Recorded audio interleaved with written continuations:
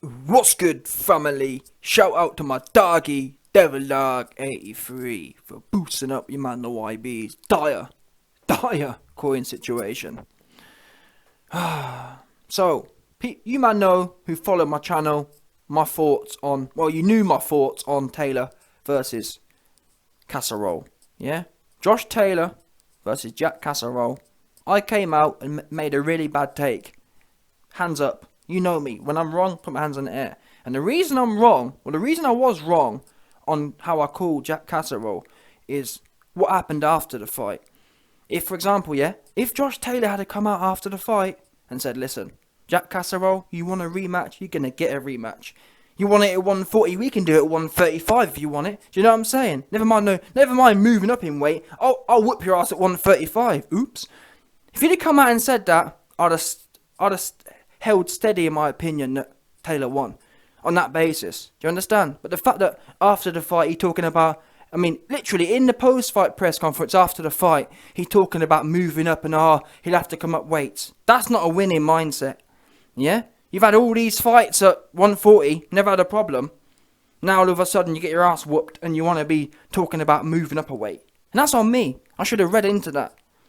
100%. And everything that's happened since then proves that Jack Casserole won the fight. Josh Taylor should be stripped and the belt should be handed over, in my opinion. Simple as that. That's what should happen now. And the way that your man Josh Taylor's carrying on, and the video we're going to cover today, proves that Josh Taylor got whooped. So anyway, Michael Benson put a post out saying Jack Casserole has been dropped from number 1 to number 3 in the new WBO super lightweight world rankings following his defeat to Josh Taylor, to Josh Bumbler. Yeah? This means if Bumbler does vacate and move up, it will now be Liam Perot versus Tuikafimo Lopez, which is likely ordered for the WBO belt instead. So Benson's exposing the fact that Jack Casserole has been dropped, even though he really won the fight, which shows you the BBBOC or whoever it was, whoever regulates UK boxing, they told all the governing bodies, put our man up next, put Catterall up next, because we made a mistake. Although, to be fair, what they should have done is change the score, because guess what? Your man the YB has got his... your man the YB has withdrawn all funds now from that fight, so I'm happy for the result to be changed. My coin gone. I'll shut my account down, negative balance. I ain't got no shame. I ain't getting that money back. You must be mad. Oops. See ya. 100%. Anyway, like I said, end of the day, the YB has got his coin out, nice and safe, so you man can change all the decisions you want right now. No doubt about that, 100%. So, that's what should happen now. The BBBOC or whoever it is, come out and say, listen, Casserole won, hand the belts over. But anyway, so like I said, Michael Benson's exposing the fact that the WBO, not only have the BBBOC told him to give him a mandatory, they've dropped him. What fight were they watching? What happened to rational rankings? Clearly what's happened is that the WBO said, well, you have an actual loss on your record, so we're going to drop you. Rather than saying, wait a minute, I don't get that. It should be done based on logic and reasoning, not strict rules. And the worst thing is, nine times out of 10, they don't follow the strict rules anyway. There's always some bum in the mandatory position. Look at Wilder. For years, Dillian White should have been the mandatory, the logical mandatory. The mandatory fans wanted to see. Instead, we had Lewis Ortiz 4 times. Instead, we had Dominic Bumzeal in there. Who wanted to watch that? No one did. So it shows you that these guys don't do anything that makes sense. And right now, Jack Casserole's name has never been ringing like it's ringing now. He should be in there. It makes the most sense. You got Regis Prograis saying, yeah, I'll have a go. I wouldn't mind seeing that fight, because let's be real now, if Josh Taylor's running off because he's shook of Jack Catterall, which he is, then Prograis, really, that was a 50-50 fight. So Prograis versus Catterall, that's the fight that should be made for all the belts, I think. There's no point in splitting the belts up. Just because Josh Taylor's run off, why should the belts be split up for? Especially when Catterall blatantly won. But anyway, that's the background. So Josh Taylor sees this post from Michael Benson and says, quick. He tags Jack Casserole and says, so Josh Taylor tags Jack Casserole. Sorry, not Josh Taylor. Josh Bumbler. Josh Bumbler tags Jack Catterall and says, quick, you better phone the police. Now, and obviously he's put all the laughing faces, and Josh Taylor's trying to crack some banter. Now, cracking some banter, I'd be fully backing this. Yeah, I'd be all over this banter. I'd be laughing with Josh Taylor. If Josh Taylor had to double down and said, listen, you're getting your ass whooped at 140 again, we can run it back, no problem. Yeah, we can do it in your own town, and you can get it. This banter would be all part of the rebuild of the rematch. It's a bit like Froch versus Groves. This would be the equivalent of Froch versus Groves for me. If you get what I'm saying. This would be the new Froch versus Groves kind of rivalry. I got no problem you stoking the flames, but what you can't do is, you can't run off to another division where you've got no belts and where you're going to get your ass handed to you because you're a bum, aka Josh Bumbler, and then try and act hard. Oh yeah, ring the police. What do you mean? You run off? Oops. Why? You can't crack jokes. This guy, Josh Bumbler, reminds me of a man called Pork. Yeah? Cracking jokes, but you're running off. Oh, Spencer Fearon, fight me at 154. Oh, Spencer Fearon, fight me 50 pounds lighter than... Fight me 50 pounds lighter than you are right now. Yeah? Cracking jokes when you run off. Josh Taylor, you run off. You're scared of Jack Catterall. It's a fact. Jack Catterall put the fear of God into you. No one's ever done that. That's what's clear to everyone who knows boxing. Because guess what? When you beat Pro Grey, you were happy to do a rematch, you said. When you beat whoever else it was, you would have been happy to do a rematch. But all of a sudden, you allegedly beat Jack Catterall, but you ain't want no part of a rematch. That's very odd. But you heard Josh Bumbler after the Pro Grey fight. Yeah, we can just do it again. It was a great fight. So why is that same energy gone?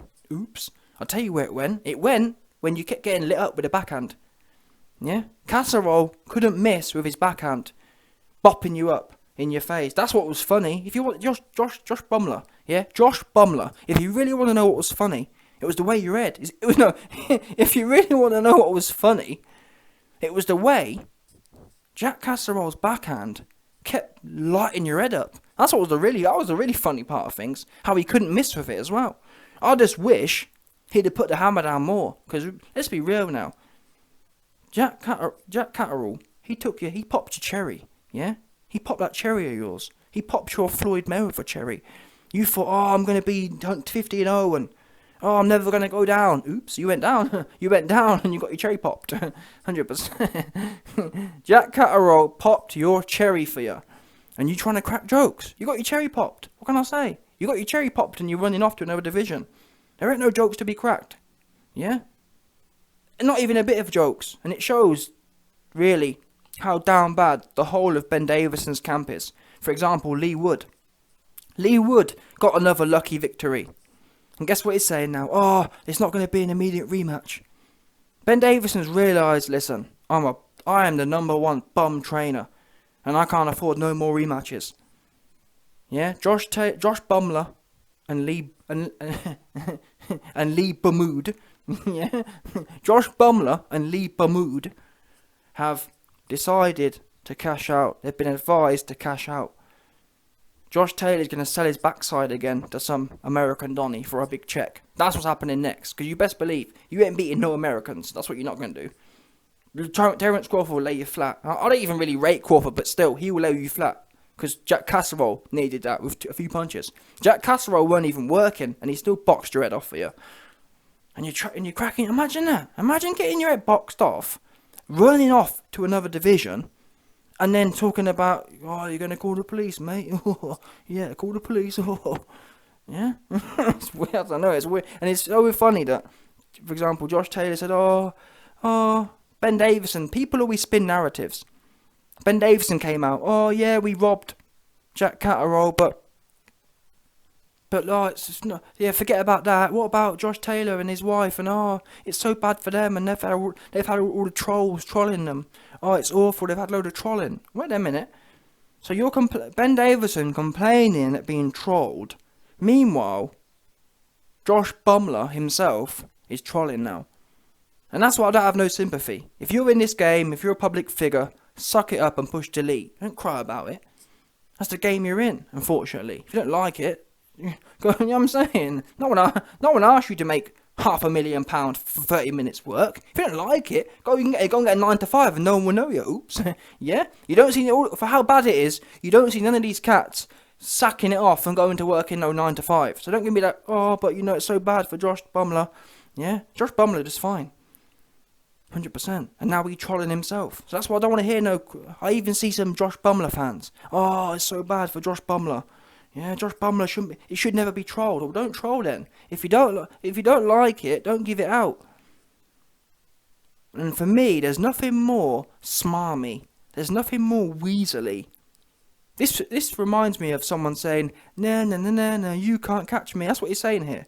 Oh, yeah, quick, yeah, I know, I'm running off now, but you can't get me, yeah. I better call the police, mate. You're acting hard when there's nothing to be hard about. Again, if this rematch was locked in, this would be all fun and games. This would make sense. It's building the hype. Everyone will be saying, wow, I can't wait to see how Catterall turns this into viciousness on the night. Because no matter what no one says, definitely on the night, Catterall was way too calm. There should have been more viciousness, and he arguably could have got the stoppage.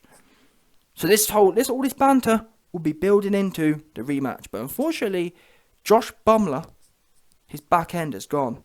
Yeah? And his arse is making tiny little movements of flap right now. But he's trying to still give it the big man. Obviously, you know that Josh Bumbler has got a loyal fan base. And even after the fight, I watched a few videos. There's, Arsenal Fan TV. There was some next boxing guy conducting Arsenal Fan TV type interviews after the Bumbler versus Casserole fight. And obviously all of Josh's fans are saying, yeah, we whooped his ass. So Josh Taylor's got really loyal fans. And they'll all be saying, yeah, Josh, better call the police, mate. What you best do is tell your man to accept the rematch at the weight he got his ass whooped at. Yeah, that's what you best do. And like I said, if you had any shame, Josh Bumbler, you'd take the rematch and suck it up and go and get your get back. I never actually thought I'd see the day where Josh Bumbler ran off, but it just shows that not only has Josh Bumbler's skills deteriorated, also his mindset has. I don't believe, even though Shane McGuigan should have come down harder on Lawrence Hug Coley, in my opinion, after his last shocking performance. What I will say is, I do believe... Well, I'm not sure what he'd do, but let me tell you now what I'd do. If I was Josh Taylor's trainer, there's no way we're moving to 147 on principle. We're going to get that get back. Why not? Do you not believe you can win? Oops. Yeah, he don't. Josh Bumbler knows he's been had. And that's why the whole mirage of, I'm a tartan tornado. Wait a minute. When the English came, yeah, Wallace got busy. Oops. Yeah. Wallace didn't say, well, I'll tell you what, we'll do it on another... He got stuck in. Where's that? Oops. Yeah. So a lot of these guys, same as McTapper. McTapper and Josh Taylor, they carry these kind of narratives. Oh, yeah, I'm for Scotland and my name's William Wallace and all that kind of stuff. But really, where's the William Wallace heart there? Don't make no sense. Show us it. And that's why actually I defended Josh Taylor. I thought he was a real one. I did. I thought, nah, I'm going to give him the benefit of the doubt because he's real. And but he ain't real, he fake. Yeah, he give it the whole, yeah, I'm for Scotland, one for all and all that. Same as McTapper on Ireland. Yeah, I'm fighting for all of us. But then you tap in. Yeah, you're tapping, you're jacking, and whatever else. You're a fraud. Josh Bumbler. No doubt.